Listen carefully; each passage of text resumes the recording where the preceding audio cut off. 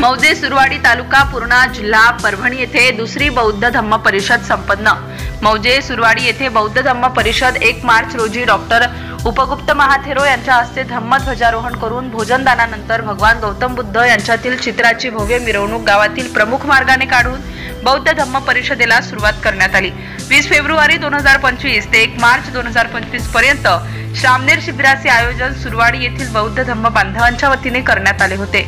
बौद्ध धम्म परिषदेचे अध्यक्ष भदंत डॉक्टर उपगुप्त महाक्षेत्र तसेच बौद्ध धम्म परिषदेचे उद्घाटक ज्ञानरक्षित हिरो यांनी आपल्या वाणीतून बौद्ध धम्म बांधवांना धम्मदेशना देण्यासाठी भदंत पय्या बोधी थेरो नांदेड, भदंत शीलरतो नांदेड, भिक्खू पय्या वंशपूर्णा, भिक्खू पय्या रक्षित पुणे, भिक्खू संघरत्न देगाव फाटा सेलू, भिक्खू धम्मकीर्ती परभणी भिक्खू संघांनी सुरवाडी येथील बौद्ध धम्म बांधवांना बौद्ध धम्म परिषदेनिमित्त धम्मदेशना दिली। बौद्ध धम्म परिषदे प्रसंगी महिलांनी बौद्ध भिक्खूंना चीवरदान करून बौद्ध धम्म परिषदे प्रसंगी धम्मदेशना श्रवण केली।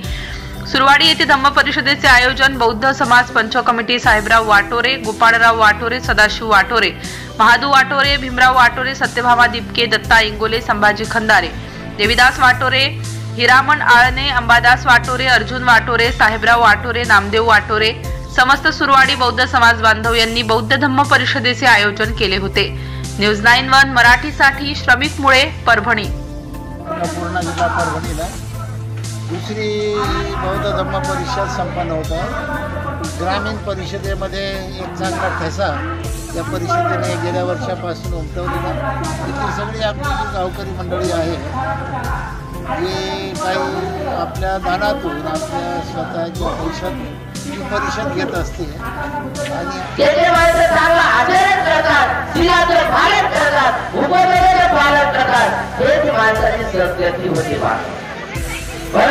प्रत्येक माणसाने शिलाचे पालन केलं पाहिजे, प्रत्येक माणसाने आश्रयशिलेचं पालन केलं पाहिजे, तेच माणसं सद्गतीला प्राप्त होतात। जे जे माणसं देखावे करतात, काही माणसं असं बघा देखावे करतात, मला पाणी फुलं काहीच करत नाही, परंतु पुढे काही करत असतात मला पाणी फुलं वा याच्यातले काही माणसं असतात, परंतु चित्रातून मनातून जे काही माणसं काम करतात, कळवळीने काम करतात, त्याचे मात्र आयुष्य वर्ण सुख आणि बळ 4 गोष्टी प्राप्त होत असतात। दान पुण्य कर्म केल्याच्या नंतरही 4 गोष्टी लाभ होत असतो। दान आताही देतात, तेव्हा 2500 वर्षापूर्वी दान देत होते आणि समोर उपासक दान देतात। तथागत भगवान बुद्धाच्या कालखंडामध्ये जे आश्रमामध्ये इतिहासामध्ये आश्रम राहायचं ते मात्र अनाथ पिंड का नेहमी नाव घेतलं, त्याचे नाव मात्र सुदत्त श्रेष्ठी होतं। ते अनाथ पिंड कसं पडलं हे तुम्हाला मी सांगतो। सुदत्त श्रेष्ठी फार मोठा व्यापारी होता, फार मोठा व्यापारी होता, तो म्हणजे फार असे धनवान होता। ते काही का आपल्या कामानिमित्ताने राजगिरी या ठिकाणी आपल्या नाटकाच्या इथं गेला असताना त्या ठिकाणी मोठ्या अशा समारंभ मंडप वगैरे होता टाकलेला।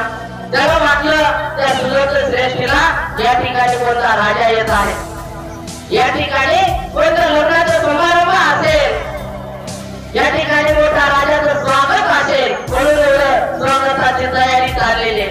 एक जणाला विचारलं की म्हणे या ठिकाणी कोणता राजा येत आहे, कोणाचं लग्न आहे, काय आहे का?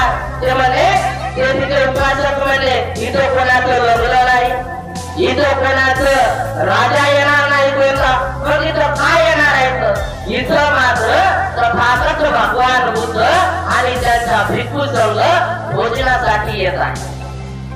या ठिकाणी तथागत भगवान बुद्ध आणि त्यांचे भिक्खू संघ भोजनासाठी येत आहे, चाललेली आहे बात। आता याला उत्सुकता पडली